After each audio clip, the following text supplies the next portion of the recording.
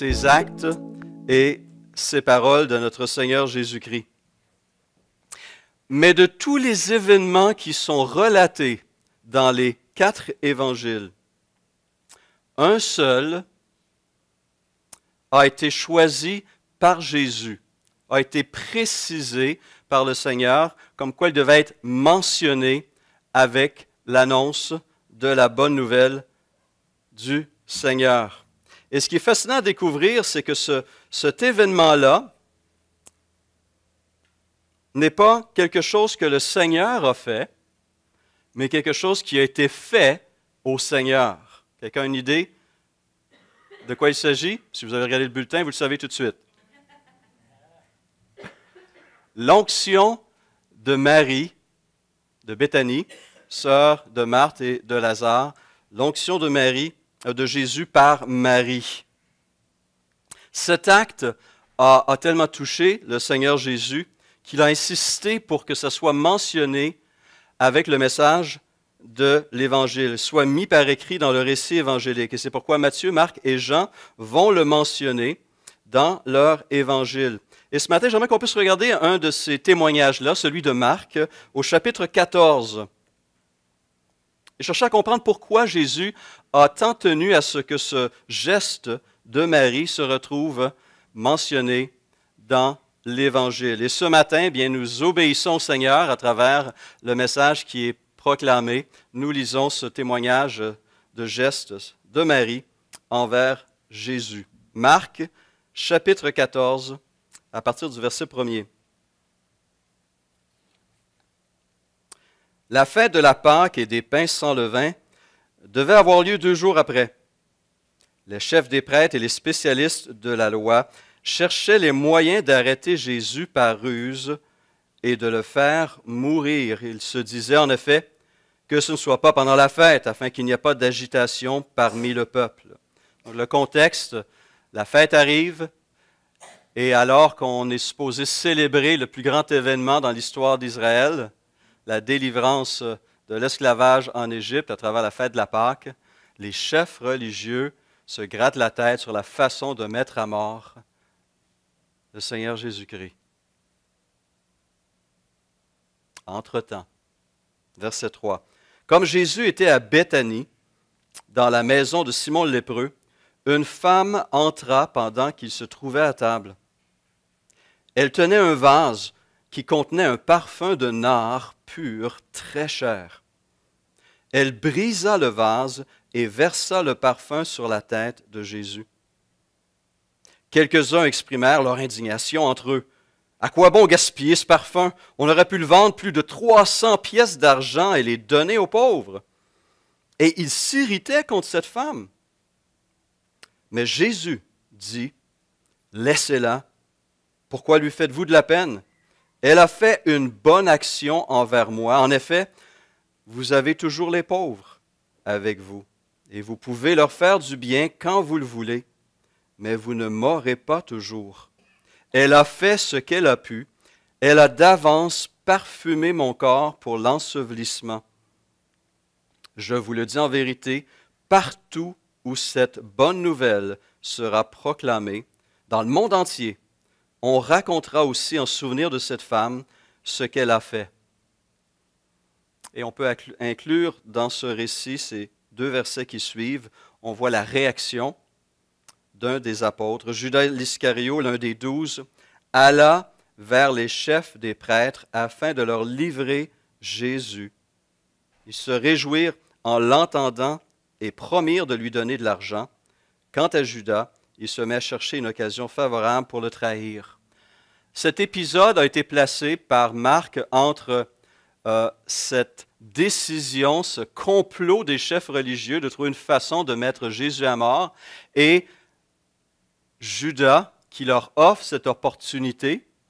Entre ce récit, ces 2 événements, se trouve l'acte de Marie de Béthanie. Alors le contexte est mentionné ici. Nous sommes à Béthanie, un village situé sur le versant est du mont des Oliviers. Jérusalem se trouve de l'autre côté, sur le versant ouest.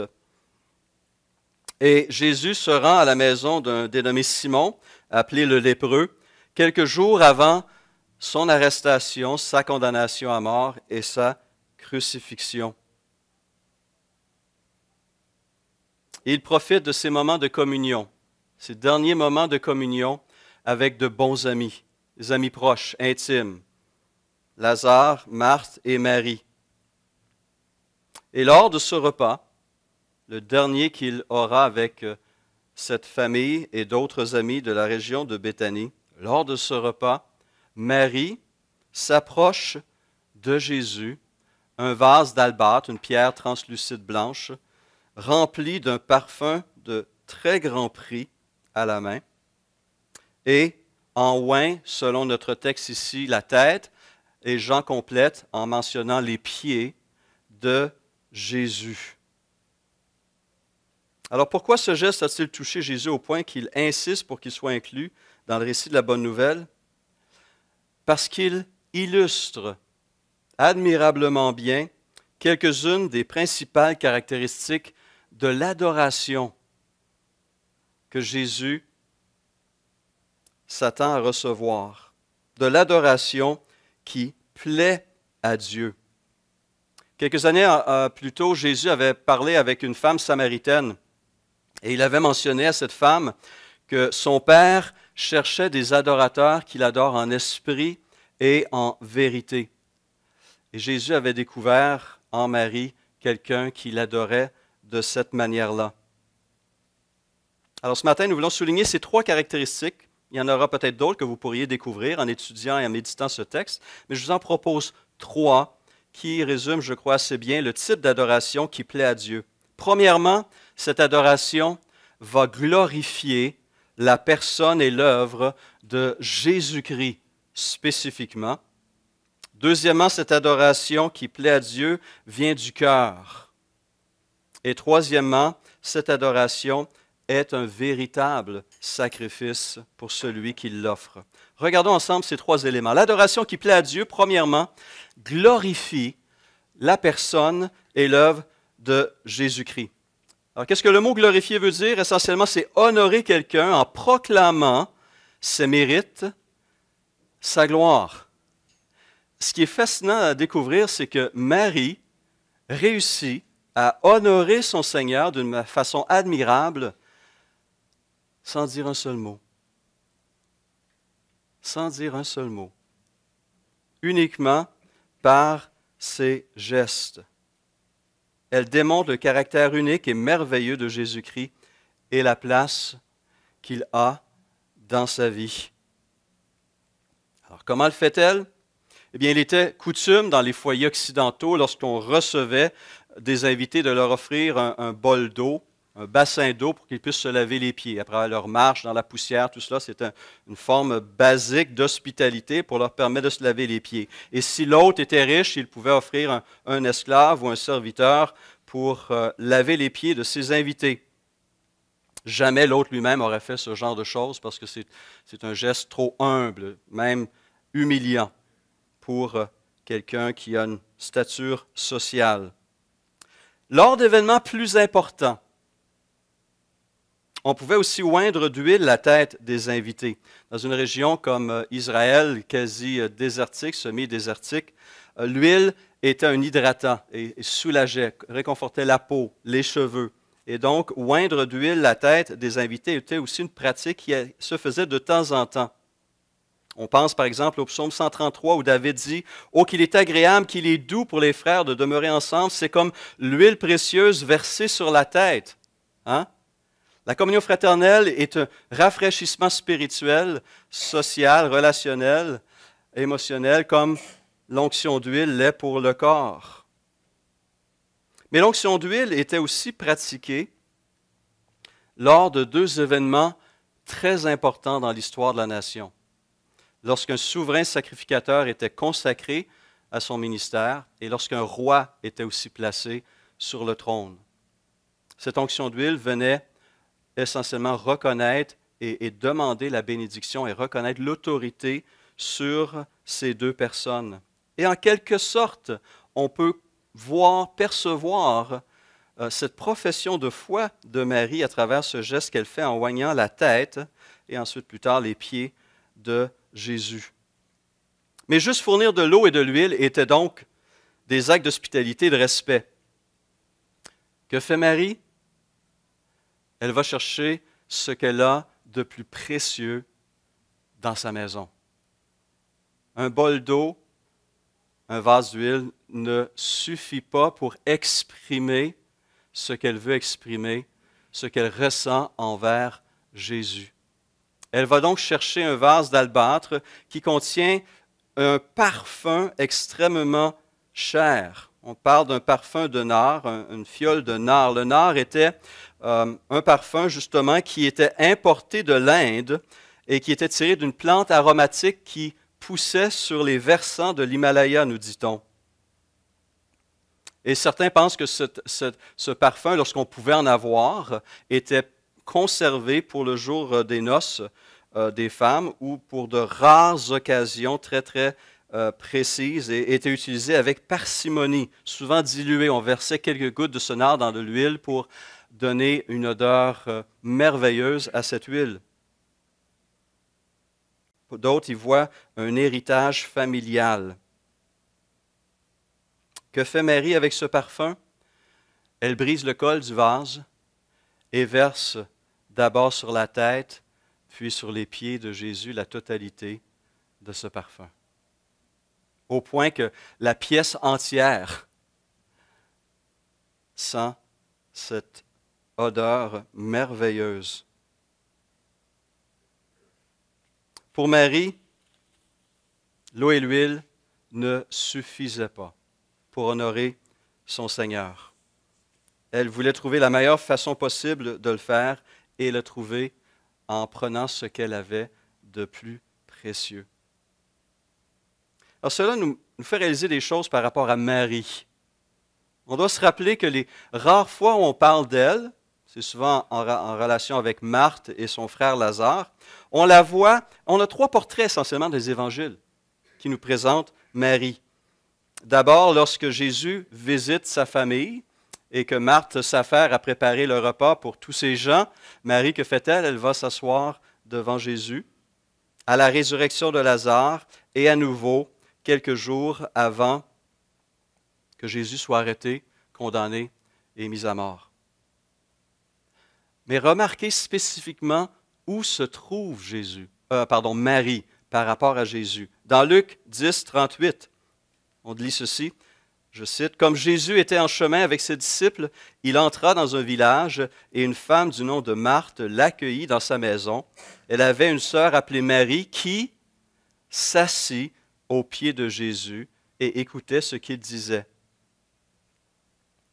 3 jours après la mort et l'ensevelissement de son frère Lazare, Jésus se rend aussi à Béthanie. Et après avoir été à la rencontre de Jésus au tombeau de Lazare, Marthe alla appeler secrètement sa sœur Marie en lui disant, « Le Maître est ici et te demande. » À ces mots, écrit Jean en Jean 11, 28 à 32, à ces mots, Marie se leva sans attendre et alla vers lui. Jésus n'était pas encore entré dans le village, mais il était à l'endroit où Marthe l'avait rencontré. Marie arriva à l'endroit où était Jésus. Quand elle le vit, elle tomba à ses pieds. Puis à nouveau, Jean 12, qui parle de cet épisode d'onction d'huile, de parfum. 6 jours avant la Pâque, Jésus arriva à Béthanie où était Lazare, qu'il avait ressuscité. Là, on lui offrit un repas. Marthe servait à nouveau et Lazare était parmi ceux qui se trouvaient à table avec lui. Marie prit un demi-litre d'un parfum de nard pur, très cher, en versa sur les pieds de Jésus et lui essuya les pieds avec ses cheveux. À chaque fois, Marie se place aux pieds de son maître. Et ceci, je crois, nous donne une indication sur le pourquoi de cet événement. Pourquoi Marie avait une place spéciale dans le cœur de Jésus et pourquoi Jésus a insisté pour que ce récit de son geste soit rapporté dans les évangiles. Marie avait compris qu'elle allait trouver au pied de Jésus les paroles dont elle avait besoin d'entendre, qu'elle trouverait au pied de Jésus un lieu où déposer ses tristesses, ses peines. Et c'est au pied de Jésus où elle trouverait l'endroit pour offrir le meilleur d'elle-même. C'était pour elle sa façon de souligner comment elle considérait la personne de Jésus, de l'honorer personnellement. Et probablement, certainement, il n'y a personne d'autre du vivant de Jésus qui a honoré notre Seigneur de cette manière-là. On a un autre épisode d'une femme de mauvaise vie qui a été pardonnée, qui a fait quelque chose de semblable, mais pas avec un tel prix que celui de Marie. C'est un acte d'adoration qui était gratuit, sans arrière-pensée, durant lequel elle n'a pas dit un seul mot, ni avant, ni pendant, ni après. Elle voulait simplement adorer et honorer son Seigneur. Un geste qui est accompli exclusivement pour lui. Ceci nous amène à nous interroger nous aussi, n'est-ce pas? Sur l'adoration qu'on est appelé à lui rendre, la place qu'il mérite dans notre vie. Et j'ai bien apprécié, Alain, les chants que tu as choisis pour aujourd'hui, où ça commence, on est né pour adorer. On rappelle au départ notre raison d'être fondamentale en tant que créature faite à l'image de Dieu, pour être en communion avec notre Créateur et reconnaître sa grandeur, sa beauté, sa bonté, son amour, sa sagesse, sa puissance. L'adorer du meilleur de nous-mêmes. Marie nous rappelle aussi ces choses par son geste. L'adoration qui plaît à Dieu est l'adoration qui met l'accent sur la personne et l'œuvre de Jésus-Christ. Cette adoration qui va plaire à Dieu va aussi venir du cœur. C'est un acte d'amour. On peut le découvrir à travers la façon dont Marie se comporte constamment devant Jésus. Alors, on peut aimer Jésus du fait qu'il nous a délivrés du jugement éternel, d'un enfer éternel. On peut aimer Jésus par reconnaissance du fait qu'il nous ouvre les portes du royaume. Mais n'y a-t-il pas une meilleure façon de l'adorer pour une meilleure raison que simplement pour ce qu'il est? Le Dieu glorieux, 3 fois saint, Dieu de gloire, de grâce, d'amour.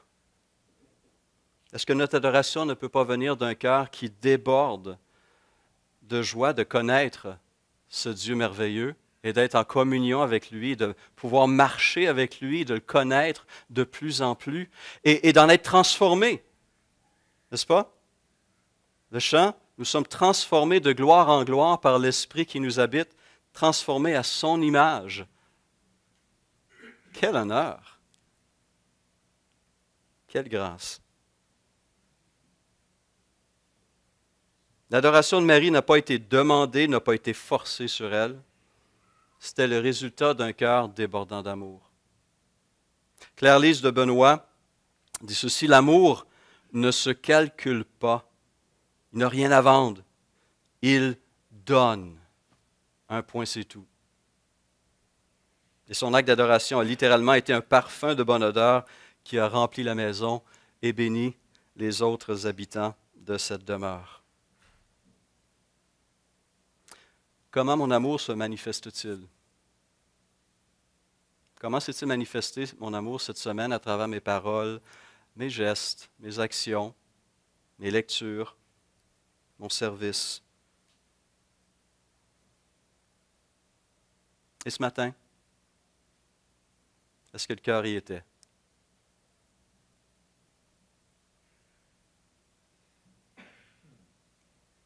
Finalement, l'adoration qui plaît à Dieu va être un sacrifice véritable.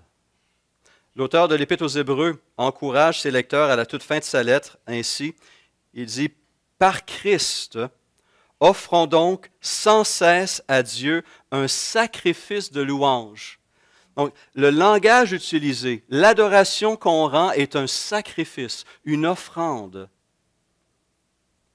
d'un peuple qui adore. Un sacrifice de louange, c'est-à-dire le fruit de lèvres qui reconnaissent publiquement lui appartenir.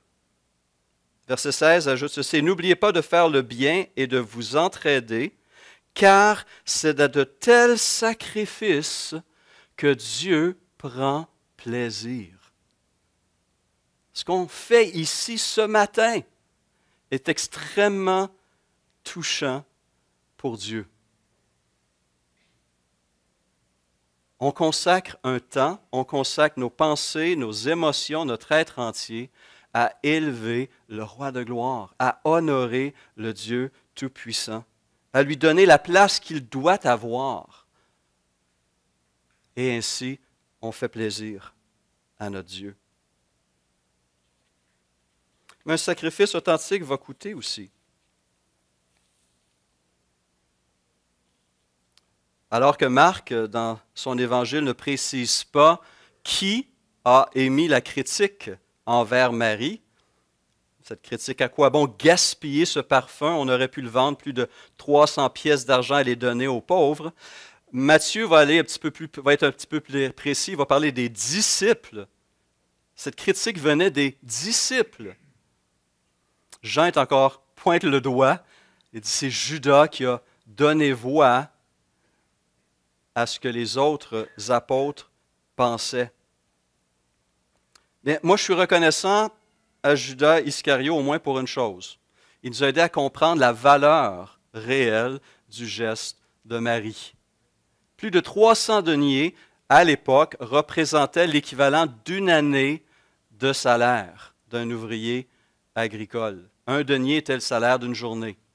300 deniers, l'équivalent d'une année de travail pour un ouvrier agricole. C'était une somme phénoménale.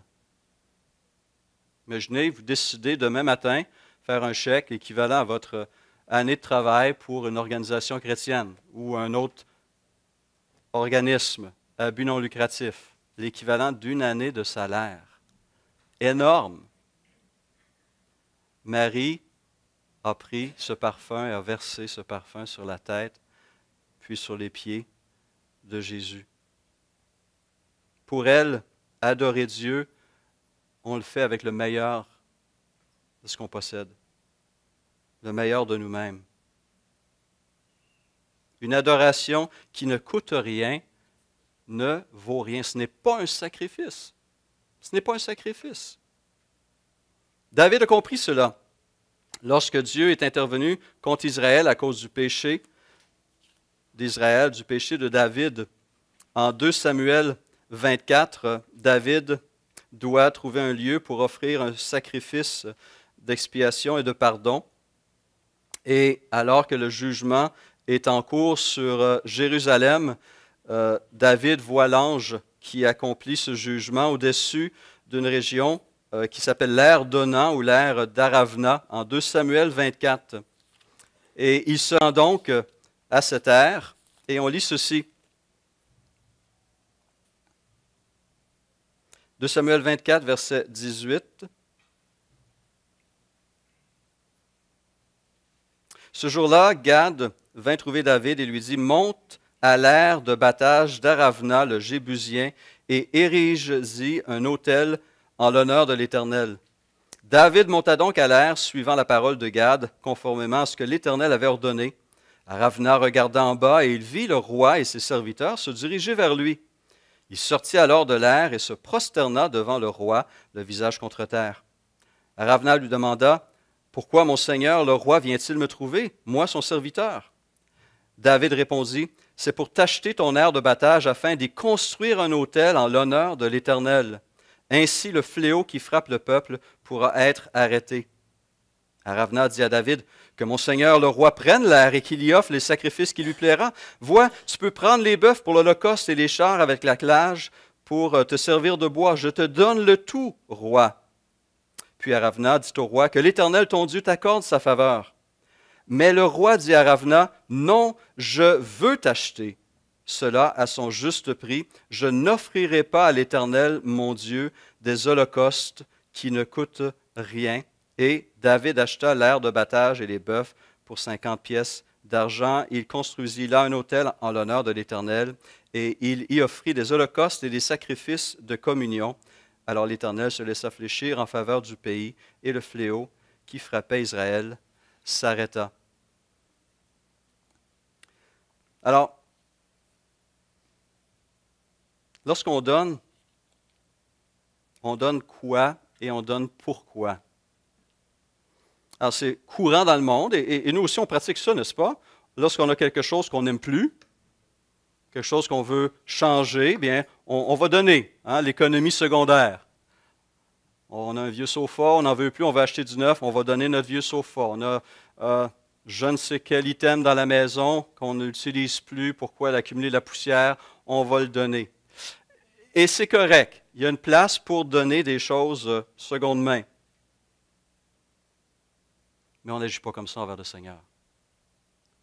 On ne donne pas des restants au Seigneur. On ne donne pas nos miettes de temps au Seigneur. Ce n'est pas le petit change qui l'intéresse.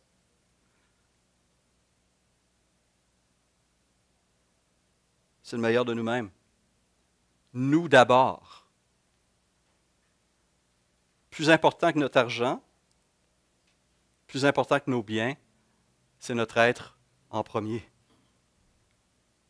Nous sommes une offrande vivante qui, jour après jour, est offerte au Seigneur, à son service et pour sa gloire. Et tout le reste lui appartient. Tout le reste lui appartient. Est-ce que ma vie lui appartient? Est-ce que je me suis réellement, pleinement, totalement, complètement donné au Seigneur pour sa gloire, pour l'avancement de son règne et pour être à son service? Parce que l'adoration qui plaît à Dieu est un acte subversif, un acte révolutionnaire, un acte contre-culturel. Le monde vous regarde, le monde nous regarde dans le moment, puis dit, mais quelle perte de temps! Pas vrai? Le monde vous dit, vous voit aller, puis vous donnez de l'argent à une église, à une œuvre, quel gaspillage! Je pourrais être au lit, ou je pourrais me payer un bon repas au restaurant, ou je pourrais être avec mes amis. Être ici et offrir son temps, ses pensées, son cœur, ses talents, est un acte subversif dans notre société actuelle. Est un témoignage aussi à la gloire de Dieu. Qu'on veut lui offrir le meilleur de nous-mêmes, qu'on lui consacre, non seulement les dimanches, mais jour après jour, notre vie entière. Et on se met à son service. Et on l'adore. Et cela plaît à notre Seigneur. Mais il y a un avertissement aussi dans ce récit. C'est la réaction des disciples. Ils étaient dans la même pièce que Marie. Ils avaient entendu les mêmes choses que Marie. Mais plutôt que de soutenir et de partager cet acte, ils le critiquent profondément. Le terme qui est utilisé par désapprobation, c'est il regarde Marie avec un visage sombre, noir. Quel gaspillage! Quelle femme stupide! Alors que c'était eux qui l'étaient, parce qu'ils étaient aveugles à ce qui se tramait à ce moment même. Jésus qui annonçait sa mort. Jésus qui savait ce qui s'en venait, qu'il avait annoncé. Il allait s'offrir l'agneau de Dieu qui ôte les péchés du monde. Ils n'ont rien fait. Sinon, critiquer. En passant, on nous dit que c'est la première parole de Judas dans les évangiles. Une parole de critique devant un geste d'adoration. Et donc, la réaction des disciples, finalement, s'apparente bien plus à la réaction des hommes qui sont spirituellement aveugles à la réalité de Christ. On peut cheminer avec Jésus, mais manquer des choses fondamentales en ce qui concerne sa personne et son œuvre. Et Jésus, au début de son ministère, a mis en garde ces personnes qui le suivaient et qui faisaient plein de choses en son nom. Rappelons-nous Matthieu 7, versets 21 et 23. « Ceux qui me disent, ce ne sont pas ceux qui me disent, Seigneur, Seigneur, qui entreront tous dans le royaume de Dieu, dans le royaume des cieux, mais seulement celui qui fait la volonté de mon Père céleste. Beaucoup me diront ce jour-là, Seigneur, Seigneur, n'avons-nous pas prophétisé en ton nom? N'avons-nous pas chassé des démons en ton nom? N'avons-nous pas fait beaucoup de miracles en ton nom? Probablement que Judas aurait pu dire ça. Hein? Un des 12.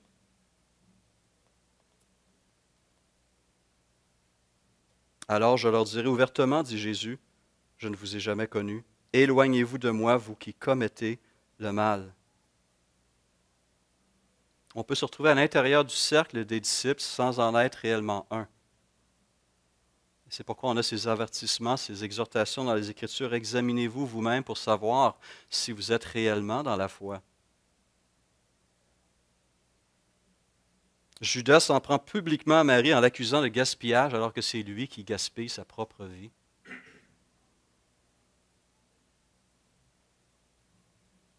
Jésus lui-même l'appellera le fils de perdition en Jean 17, 12.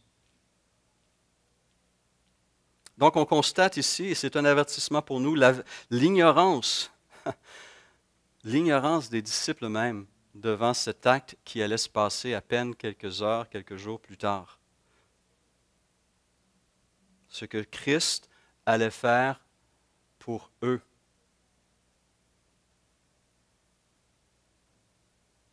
Offrir ce qu'il a de plus précieux à son tour, sa propre vie.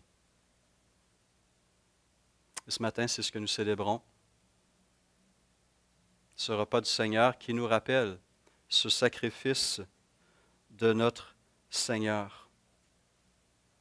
Alors que le monde n'a que des propos désobligeants envers Dieu et Jésus-Christ envers son peuple, ce peuple, lui, déclare ces paroles que l'on retrouve en Apocalypse 5,13, à celui qui est assis sur le trône et à l'agneau de Dieu qui